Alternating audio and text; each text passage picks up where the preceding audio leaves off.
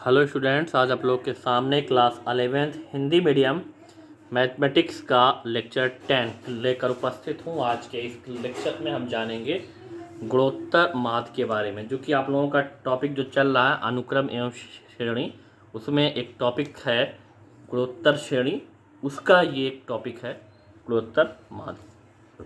तो अब जैसे इसमें अगर कोई भी के दो नंबर अगर गुणोत्तर श्रेणी में हैं,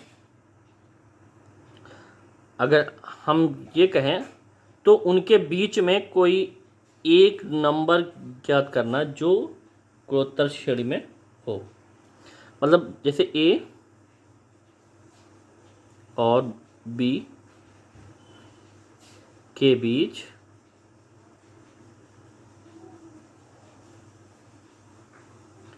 एक संख्या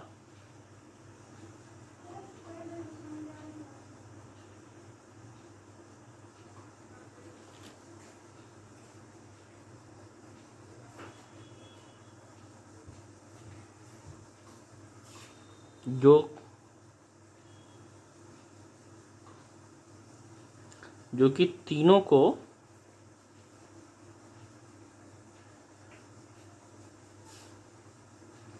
जीपी में प्राप्त हो।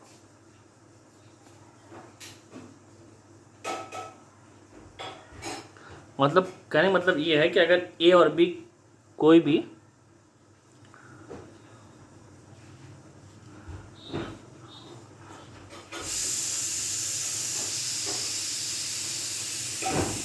तीनों से जीपी प्राप्त हो, या कि तीनों जो है जीपी या गुणोत्तर श्रेणी में आ जाए। तो अब अगर हमने ये मान लिया कि ए और इनके बीच में एक संख्या है जी ले लिया, ये ए भी एक संख्या थी, उनके बीच में एक संख्या ले लिया जी, तो क्या होगा, इसका जो भी संख्या जो जी आएगी भाई उसको तो हम इस टाइप से लिख सकते हैं कि जी अपॉन ए, क्योंकि इनका सर्वानुपात, और बी अपॉन जी। जब इसको हम सॉल्व करेंगे, अच्छा ये किस में है, ये जीपी में है, यहाँ पे लिख देंगे, तो अब ये आ जाएगा आपका G square equal to A B, ठीक। या जो कंडीशन हमें मिलेगी कि G equal to under root A B, ठीक। तो ये जो जी आया है या अंडर रूट ए बी आया है, यही क्या कहलाएगा, ए और बी का गुणोत्तर माध्य कहलाएगा, ठीक। या कहने का मतलब यह है कि अगर कोई तीन संख्याएं जीपी में हैं तो उनके बीच की जो तीसरी संख्या है, बीच वाली की जो संख्या है, वो उन दोनों संख्याओं का गुणोत्तर माध्य होगी, और उसको हम क्या लिखेंगे, G equal to under root A B. अगर ए बी सी है तो B equal to under root A C हो जाएगा। या अगर ए बी और सी ये तीन एक लाइन से अगर के संख्याएं हम के लिख रहे हैं, और वो क्या हैं, जैसे हम ये कहें यदि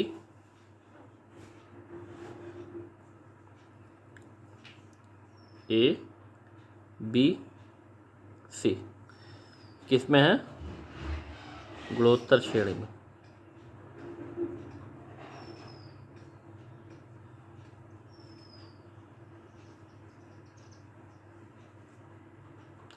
तो इसको हम direct B square equal to A C लिख सकते हैं, ठीक। या B equal to under root A C लिख सकते हैं। अब जहाँ पे ये जो बी है, ये ए और सी का गुणोत्तर माध्य है। तो अब इसी का अगर एग्जांपल हम ले लें कि 4 तथा 36 के बीच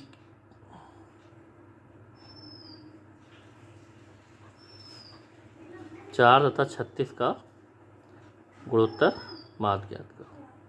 एक गुणोत्तर माध्य,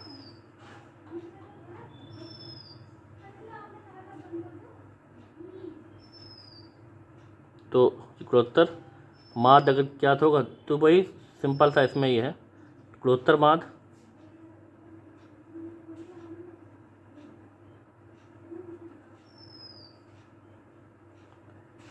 शॉर्ट में इसको लिखते हैं GM, ज्योमेट्रिक मीन। तो ये इसका जो फार्मूला है रूट ए भी होता है। अब ये रूट जो ए है 4, बी है 36, इनको अब सॉल्व कर लेंगे भाई। 4 छंग 24 और 4 3 12 और 2 14, 144 आ गया रूट। और इसको हम निकालेंगे तो ये आ जाएगा कितना, 12 आ गया। तो 4 और 36 का गुणोत्तर माध्य, अब चाहे गुणोत्तर माध्य हम कहें और चाहे इनके बीच की एक संख्या क्योंकि जीपी में है वो है 12। ठीक, अगर 4, 12 और 36 को रखें एक सीक्वेंस में तो ये जीपी में होंगी। तो ये तो हो गई कि इनके बीच की कोई एक संख्या हमें निकालनी। ठीक है, कोई एक हमें निकालनी। अब आगे अभी एक और आएगा, लेकिन उससे पहले चूंकि इतना ही स्पेस है, इतने स्पेस के लिए एक क्वेश्चन हम देख लेते हैं। तो ये क्वेश्चन और ये जो क्वेश्चन है ये आपकी एक्सरसाइज का है ये। ठीक है, एक्सरसाइज का ये क्वेश्चन है। इसमें ये कह रहा है कि x के किस मान के लिए -2/7 x और -7/2 जीपी में है, मतलब x के किस मान के लिए। तो अब वही चीज़, तो जब ये तीनों आपके इसको चूँकि या मान लेते हैं 2/7 x -7/2 ये किस में है, जीपी में।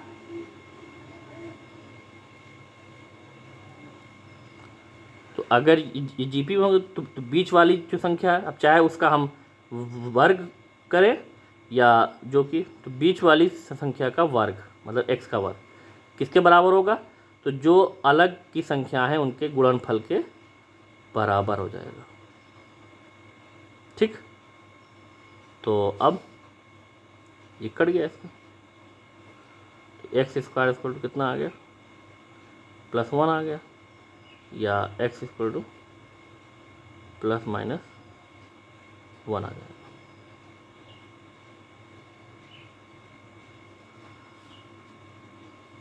ठीक, तो ये x के मान के लिए। तो अगर x का मान अगर इसमें हमने अब चाहे अगर इसको हमने प्लस रख दिया तो भी सही होगा, माइनस रखेंगे तो भी सही होगा, इसमें कोई दिक्कत नहीं आएगी।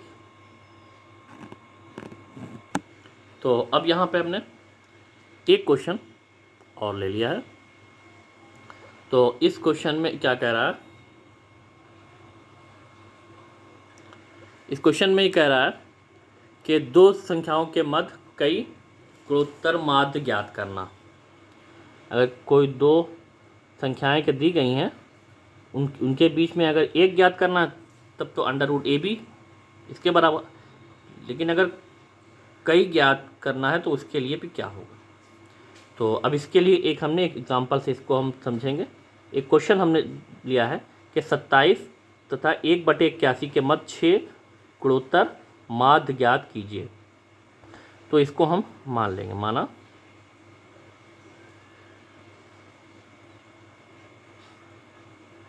G1 G2 G3 G4 G5 G6 क्या है, 27 तथा 181 के मध्य 6 GMs या गुणोत्तर माध्य हैं।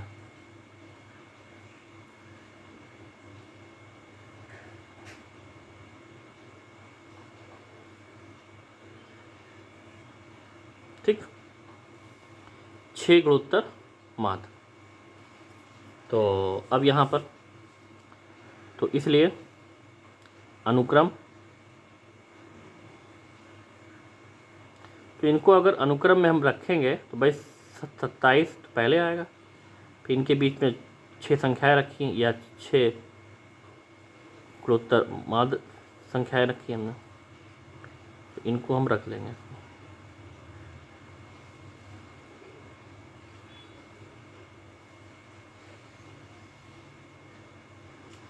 ठीक, तो अब जब ये हो गया, अब यहाँ पर इनको हमने लिखा, तो अब इसमें प्रथम पद a बराबर 27 है।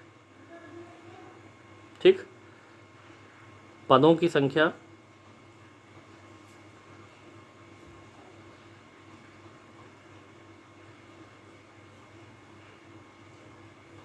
n बराबर, भाई 2 थी संख्याएं और 6 हमने इनके बीच में और रख ली, तो 6 2 8 हो गए, n बराबर। तो इसीलिए जो अंतिम है पद मतलब T8 वो आपका हो गया 1/81। अब माना सार्वनुपात बराबर R। ठीक, तो R इसमें हमें नहीं मालूम है, तो अब देखते हैं इसमें भाई कि जब T8 हो गया 8वां पद, तो इसी से हम देखते हैं। तो ये 8वां जो पद होगा वो आपका होगा a r की घात 7 हो जाएगा, तो ये 1/81। तो इसमें r तो ऐसे ही रहेगा, इसमें a का मान है 27, तो अगर इसमें हम a का मान रख देंगे तो ये 27 और इंटू r की घात 7 होंगे 1/81। ठीक, फिर r की घात 27, ये 1/81 और ये भी इंटू में आ जाएगा 1/27। तो ये जो सॉल्व होगा इसका जो गुणा होगा, ये 3 त्रिक का 9, तो ये जो आपका आ जाएगा 1/, भाई ये 3 की घात, ये 481 और 27 3 की घात 3। ठीक, तो इनको हम अगर चाहें यहाँ पर, तो r की घात 7 और 1/3 की घात, क्योंकि उस 7 हो ही जाएगा जोड़ने पे, या ये आपका हो गया 1/3 की घात 7, तो ये 7 हो गया। अब जब तुलना होगी तो r बराबर आपका आ गया 1/3, तो ये इससे ये r का मान आ गया। अब जब r का मान इसमें आ गया, तो अब हमें क्या निकालना है, जो संख्याएं हमने मानी है G1 G2 G3। अब यहाँ पे देखिए, कोई भी अगर के GP में है तो उसका जो प्रथम पद अगर a होता है सर, और सर्वानुपात अगर r है, तो पहला जो सीक्वेंस का होता है वो a, ये दूसरा AR, इसका मतलब जो कि G1 है वो AR होगा, AR स्क्वायर, जो G2 होगा वो AR स्क्वायर होगा, G3 AR cube, G4 AR to the power 4, G5 AR की घात 5, G6 AR की घात 6। तो इस चीज़ का ध्यान आपको रखना है, क्योंकि अब आप चाह रहे हो गुणोत्तर माद, तो अब क्या लिखेंगे, इसलिए अब चाहे गुणोत्तर माद या संख्याएं जो कुछ आप लिख, गुणोत्तर माद। तो पहला इसमें है G1, जो G1 आएगा बताया हमने कि AR हो जाएगा। अब a की घात है 27 और r है 1/3, 3 9 27, 9 आ गया पहला गुणोत्तर माद। दूसरा G2, तो ये AR स्क्वायर हो जाएगा, तो a है 27 और r है 1/3, इसका स्क्वायर हो जाएगा, तो ये 27 1/9, 9 तक 27 3, फिर ये G3 AR क्यूब हो जाएगा, तो ये 27 एक की वैल्यू, ये 1/3 की घात 3 हो गया।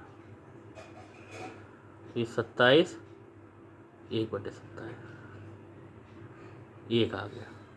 फिर आगे G4 AR की घात 4, ये 27 और 1/3 की घात 4, 27 गुणा 1/81, 27 3 81, तो ये 1/3 आ गया।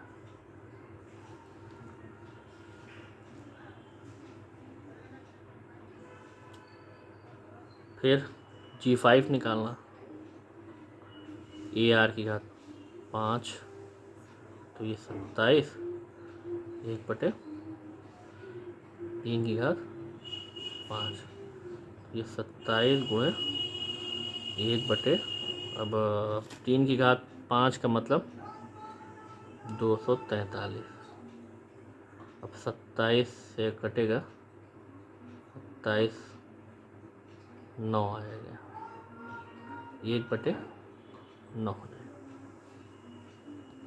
और फिर G6, तो ये AR की घात 6 हो जाएगा, ये 27 और 1/3 की घात 6, तो ये 27 गुणे 1/,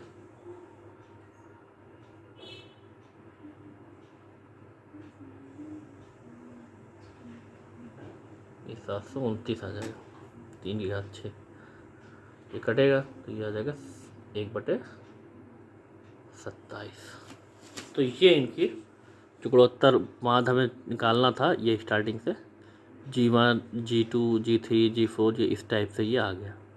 तो ऐसे ही अगर एक निकालना हो तब तो के डायरेक्ट √AB से आ जाएगा, और अगर कई निकालना है तो उसको इस टाइप से हम सॉल्व कर सकते हैं।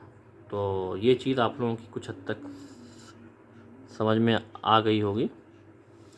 तो फ़िलहाल आज के लिए इतना ही, आगे देखते हैं फिर। Thank you for watching.